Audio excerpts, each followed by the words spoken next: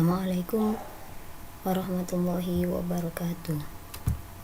Pada kesempatan kali ini kita akan membahas tentang historical recount text. Saya yakin anak-anak semua pasti masih ingat tentang recount text. Kira-kira apa recount text itu?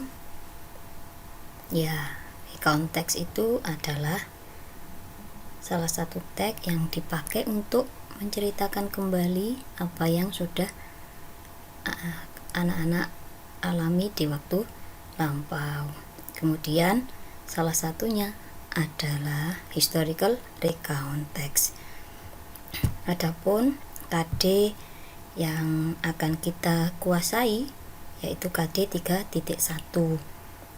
membedakan fungsi sosial, struktur teks, dan unsur kebahasaan beberapa teks recount lisan dan tulis dengan memberikan dan memberi informasi terkait peristiwa bersejarah sesuai dengan konteks penggunaannya, serta KD 4.1 yaitu teks recount terkhusus terutama peristiwa bersejarah. KD 4.7.1 menangkap makna secara kontekstual terkait fungsi sosial, struktur teks, dan unsur kebahasaan teks recount lisan dan tulis terkait peristiwa bersejarah. Dan KD 4.7.2 yaitu menyusun teks recount lisan dan tulis pendek dan sederhana terkait peristiwa bersejarah dengan memperhatikan fungsi sosial, struktur teks, dan unsur kebahasaan secara benar dan sesuai konteks. Adapun tujuan pembelajarannya adalah melalui penjelasan tentang historical recount text, siswa dapat menentukan fungsi sosial, generic structure, dan unsur kebahasaan dari teks historical recount. Kemudian, apa sih historical recount itu? Berikut ini penjelasannya. Historical recount is one of the types of recount text. It tells about historical events in the past. Jadi, teks history itu adalah salah satu jenis dari teks recount yang menceritakan tentang peristiwa-peristiwa bersejarah di waktu lampau. Kemudian, apa sih fungsi sosialnya itu? Sama seperti teks recount yang lain. Cuma bedanya kalau teks recount yang lainnya itu adalah menceritakan kembali apa yang sudah kita alami. Tapi kalau historical recount itu kita memberi informasi to the readers, kepada para pembaca tentang about historical event in the past, tentang peristiwa-peristiwa bersejarah di waktu lampau.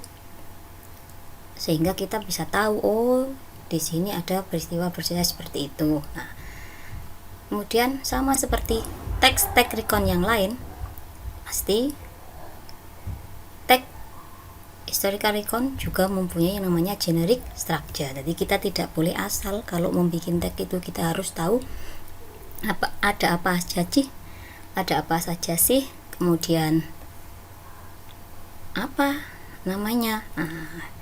Baiklah. Ini adalah generic structure dari teks history. Apa? Yang pertama sama seperti teks recount yang lain, yaitu orientasi. Yang dimasukkan di orientasi itu apa saja? Nah, yang dimasukkan di orientasi itu adalah includes information about who, what, when, and where. Jadi yang dimasukkan di orientasi itu mengenai informasi tentang siapa, kemudian apa, kapan, dan di mana.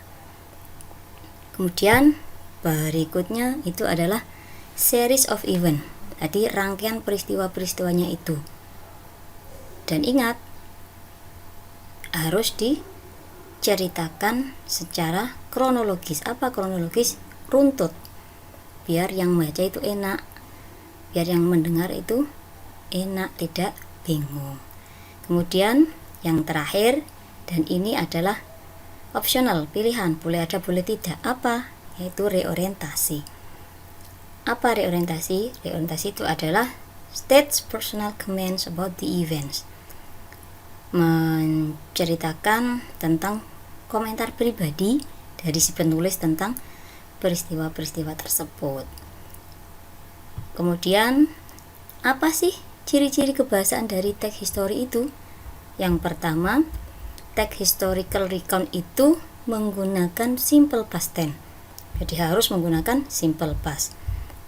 Yang berikutnya banyak dijumpai di teks history itu adalah action verb. Apa action verb? Action verb itu adalah kata kerja yang menunjukkan aksi seperti fought, war, perform. Loh, kenapa kok fought? Kenapa kok war? Kenapa kok perform?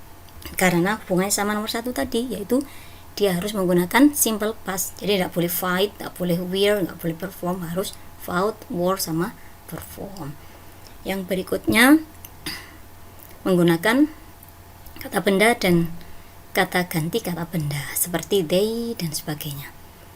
Selain itu, teks historical recount juga menggunakan conjunction, kata penghubung seperti when, then, dan later. Selain itu, dia juga menggunakan adverb, kata keterangan, atau adverb phrase, frase kata keterangan seperti one day, on stage, dan sebagainya. Dan yang terakhir, language feature-nya itu adalah menggunakan adjective, kata sifat, seperti unforgettable moment. Unforgettable itu adalah kata sifat. Dipakai untuk apa? Dipakai untuk menjelaskan momen. Nah, nih ada salah satu contoh dari text history. Judulnya adalah The Battle of Surabaya.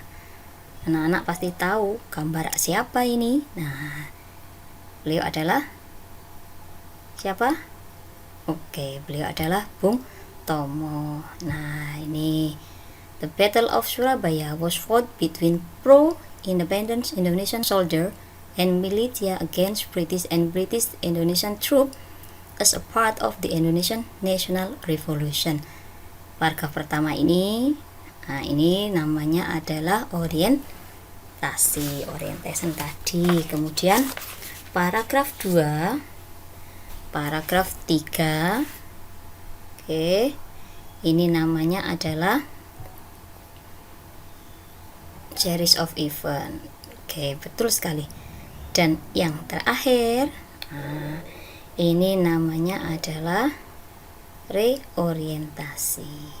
Oke, nanti anak-anak bisa baca lebih lengkapnya ini. Kemudian setelah contoh, mari kita berlatih. Perintahnya adalah analyze the generic structure and the language features of the following text. Apa Bu? Nah, ini the Proclamation of Indonesian. Nanti kalau mengerjakan, dijeda dulu videonya ini, kemudian nanti dianalisis dan dikumpulkan ketika kita bertemu. Oke, saya kira cukup penjelasan saya mengenai historical recount. Saya berharap anak-anak paham dan saya sampaikan terima kasih. Thank you very much. See you.